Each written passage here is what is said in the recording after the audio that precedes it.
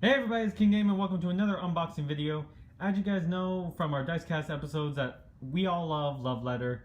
Me, my wife, my friends, we all do. And when I saw this in stores, I had to get it because it combines two of our favorite things, Love Letter and of course Archer. And if some of you may have already guessed, it's Archer, the Love Letter game. It's Once You Go Blackmail. And from what I can tell on the back, because I didn't really actually read these when I bought it, I just saw Love Letter and Archer. I'm like, I have to get it. It looks like you dig up dirt on Mally Archer and sell it to the highest bidder while getting past all the members of ISIS.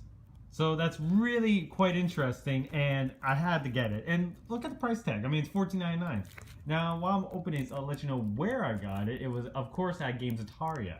One of my favorite places to buy games of all kinds, from NES all the way to Xbox One, PlayStation 2. I think they have some PlayStation 3 games actually. Oh, one sec.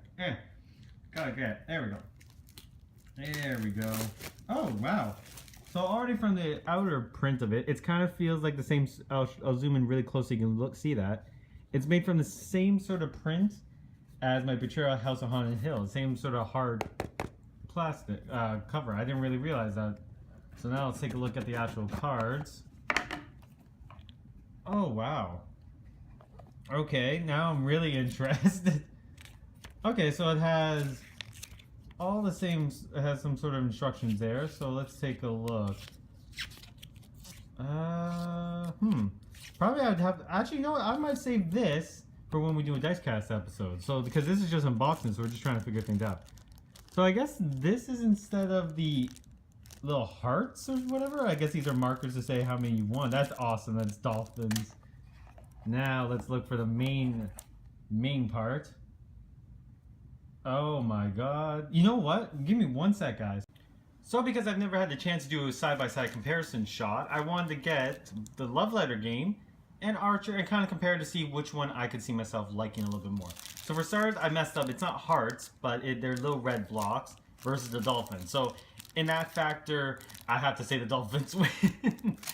Now let's compare. So from what I can tell, Archer is basically the same equivalent as a guard. And for Archer, the only biggest difference, name a card a card other than Sterling Archer and then probe another player's hand if you find that card's there out of the round. I also love if you read down below that they actually have little like quotes from the show, which is just great. And also just looking at the artwork comparison, like this is very like older styled, which is great, but this is just not like a nice like pop out color. So now we go on to the next one, so Dr. Krieger is the priest, and in all fairness, that makes a lot of sense. It's really the only thing that could really help. But now this one says looks at the other player's hand, but now what's this? Name a card other than Sterling Archer, then peek at the hidden identity card. If you find that card, you win the round. Alright, now this is making me want to play it, because that is very, very different. And as well as you can tell, I'm going to keep them in there so you guys can still see the color. Because, my god, that's awesome. Now let's move on to the Baron. And again, it also makes somewhat sense. You and the other players secretly compare hands of player with the lower values out of the round. And now for this one, they say you and another player wipe out your cards only to each other. The smaller is out of the round. So it's basically the same sort of wording as this one. So, what the? Really, it says the genius who got Hooker pregnant. Well, that's yeah. You know. The handmaiden is Cheryl. And I love how they put Cheryl/Carol Tunt. That is just brilliant. So until your next turn, ignore all effects from other players' cards. Either ignore all effects from other players' cards until your next turn, or you may peek at the hidden identity card. And I love how they gave her the glue of all things. Alright, next. So this is going to be one of my longer unboxings, but I really want to do a side-by-side comparison. I feel like it should be. I don't want to do two separate videos for this. Choose any player. And okay, so this one is almost identical. And I love how it just says sploosh. So that's pretty fair. Again, I'm really loving the colors. Oh, right. So, oh, I think I missed someone. 1, 2, 3, 4, 5. That's weird. Let me just take a look at this. Why? I must have missed one. Ah, here he is. I already kind of gave away Lana by doing that, but whatever. So, must have missed Ray's. So Ray is, of course, the king, which is fair, too. So, trade. This one is trade hand. So, choose any player, including yourself, to discard his or her hand and replace it with the hidden identity card. Replace the hidden identity card with the top card from the deck. So the hidden identity, the way they're worded, it sounds like that's the card that you typically leave in the bag or leave unnoticed. So that's kind of interesting. They actually include that card. In the actual love letter, they just flat out get rid of it. And they count this again. So if you have this card and the king or prince in your hand, you must discard this card. And then for Lana, without looking, collect each player's hand and hidden identity cards, shuffle them together, and redeal them.